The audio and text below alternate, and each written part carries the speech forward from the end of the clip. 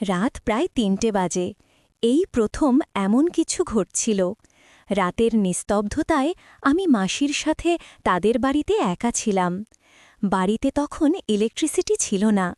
শীতের মৌসুম ছিল এবং চারদিকে ভয়ানক অন্ধকার ছেয়েছিল। এই অন্ধকারে মাসির সুন্দর মুখ আরও উজ্জ্বল দেখাচ্ছিল, আর মাসি খুব গভীর ঘুমে ছিলেন। মাসিকে এভাবে শান্তিতে ঘুমাতে দেখে আমার মনে এক অদ্ভুত অনুভূতি তৈরি হল। লোকে বলে, যখন রাত অন্ধকার হয় তখন মানুষ নিজের মনকে নিয়ন্ত্রণ করতে পারে না। আর আমার সাথেও ঠিক এমনই কিছু ঘটছিল সেই দিন। আমি প্রথমবারের মতো মাসির একাকিত্ব কাটাতে সাহায্য করি। আমার নাম সৌরভ, আমার মাসির নাম প্রীতি। প্রীতিমাসি আমার থেকে মাত্র ৭ বছরের বড় ছিলেন এবং তিনি ছিলেন অত্যন্ত সুন্দরী ও আকর্ষণীয়। মেসো এবং মাসির বিয়ে হয়েছিল মাত্র ৪ মাস আগে। আমার মেসো প্রায়শই বাইরে থাকতেন, আর তখন থেকেই প্রীতিমাসি তাদের বাড়িতে একদম একা থাকতেন।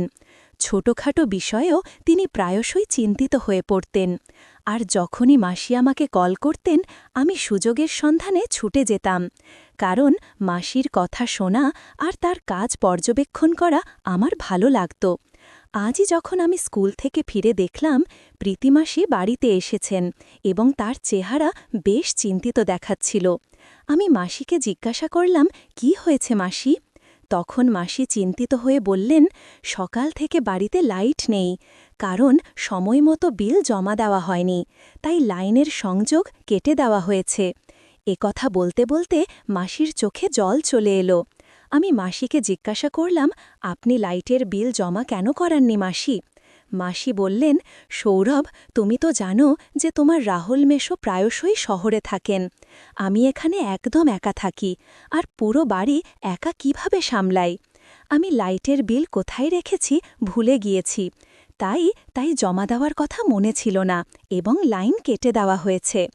মাসির কথা শুনে আমি তাকে সান্ত্বনা দিলাম এবং বললাম, মাসি, আপনি আমার সাথে চলুন, আমি আপনার লাইটের বিল জমা দেওয়ার কোনো উপায় বের করে দেব, তাহলে আপনার বাড়িতে লাইটও চলে আসবে।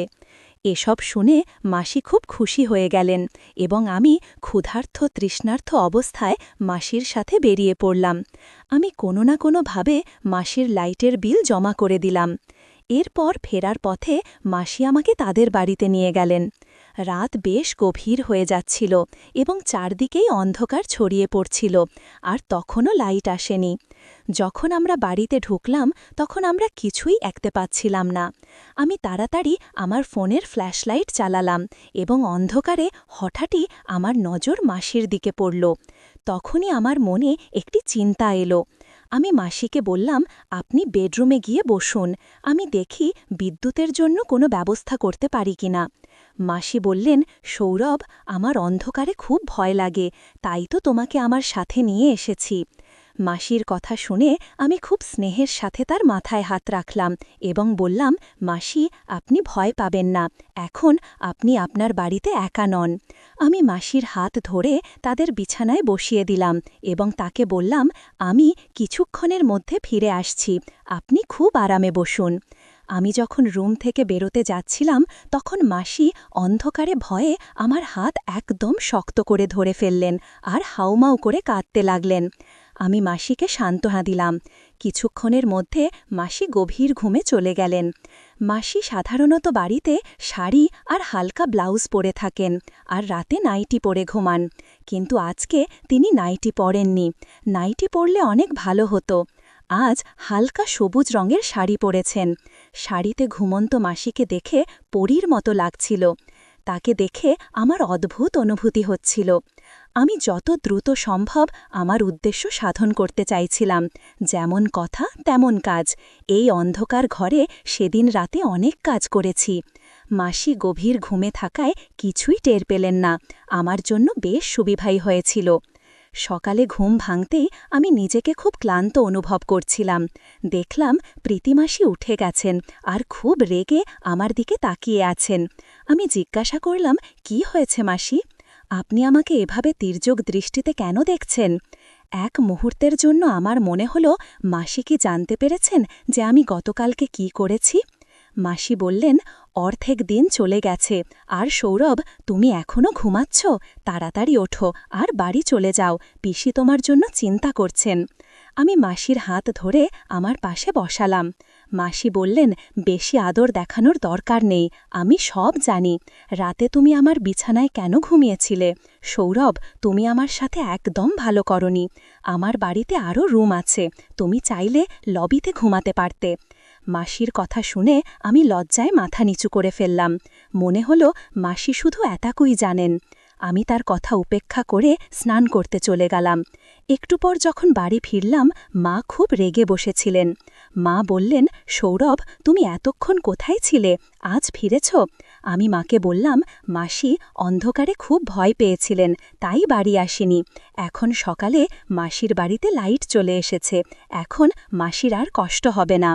মা বললেন, তোমার মাসির ছোট ছোট বিষয় নিয়ে টেনশন করার অভ্যাস হয়ে গেছে, এই অভ্যাস কবে ছাড়বে কে জানে। মা মাসির আচরণে খুব অভিযোগ করছিলেন, আর আমি মায়ের কথা শুনে শুধু মাথা নাড়াচ্ছিলাম। এমনি করে 3 দিন কেটে গেল, আর আমার মাসির বাড়ি যাওয়ার কোনো উপায় হচ্ছিল না। আমার মন খুব খারাপ ছিল যে কিভাবে মাসির বাড়ি যাব। 3 দিন পর যখন আমি বন্ধুদের বাড়ি থেকে ফিরছিলাম, দেখলাম মা চিকেন বানাচ্ছেন। আমি ইচ্ছে করে মায়ের সামনে বললাম, মাসি চিকেন খেতে খুব পছন্দ করেন। কথা শুনে তারও একটু দয়া হলো যে মাসি তো চিকেন পাননি।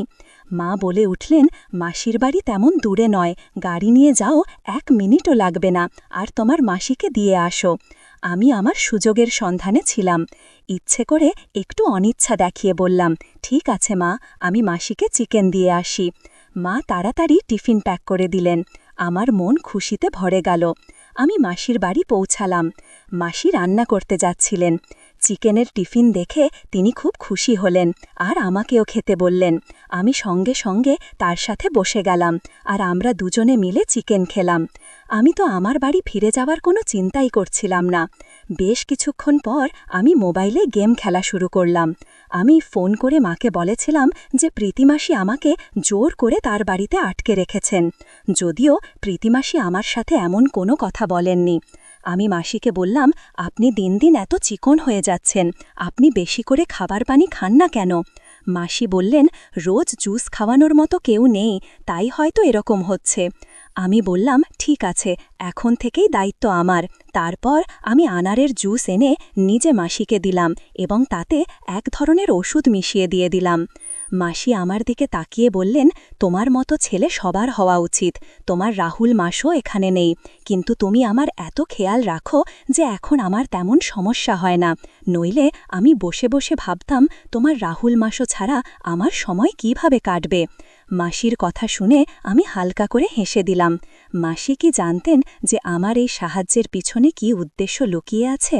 আমি তো সব সময় সুযোগের খোঁজে থাকতাম। মাসি সেই জুস খাওয়ার পর খুব গভীর ঘুমে পড়ে গেলেন এবং লাতের মতো আজকেও একটি কাজ করলাম। পরের দিনও আমি সকালে অনেক দেরি করে উঠলাম। যখন উঠলাম, মাসিও আমার সাথে উঠে পড়লেন আর বললেন, তুমি রাতে আমার বাড়িটা কাটিয়েছ, তোমার মা খুব চিন্তিত হবেন। আমি বললাম, না মাসি, আমি মাকে ফোন করে বলেছি তাদের কোনো টেনশন নেই, মা নিশ্চিন্তে বাড়িতে আছেন। দুপুরের দিকে প্রায় 1টার সময় আমি বাড়ি ফিরে এলাম। মা আমাকে বললেন, তোমার পড়াশোনাতেও একটু মন দাও, নইলে তুমি তোমার মাসির চাকর হয়ে যাবে আর তোমার পুরো জীবন নষ্ট হয়ে যাবে। আমি মাকে বললাম, মা, আপনি কি ধরনের কথা বলছেন? সে আপনার ভাইয়ের স্ত্রী, একা বাড়িতে থাকেন, যদি আমরা মাসির কিছু কাজে লাগতে পারি তাতে কি ক্ষতি? এখন আমি ঠিক করেছি যে আমি প্রতিদিন রাতে মাসির বাড়ি যাব, যাতে তার পাশে থাকতে পারি। আশেপাশের প্রতিবেশীরা বলেছে যে এখন গ্রামে অনেক চুরি হচ্ছে, এই অবস্থায় মাসিকে একা রাখা ঠিক হবে না। আমার কথা শুনে মা টেনশনে পড়ে গেলেন এবং বললেন, ঠিক আছে, তুমি রোজ রাতে তোমার প্রীতিমাসির বাড়ি যাও, কিন্তু সকালের সময় মতো ফিরে আসবে। এরপর থেকে আমি প্রতিবার আনারের জুস নিয়ে মাসির বাড়ি পৌঁছে যেতাম। সেই জুসে ওষুধ মিশিয়ে তাকে দিতাম, আর মাসি গভীর ঘুমে পড়ে যেতেন। আমি আমার সুযোগের সদ্ব্যবহার শুরু করতাম। এখন আমি এই কাজে খুব খুশি ছিলাম। আমি খুব সহজেই মাসিকে বোকা বানিয়ে দিতে পারতাম।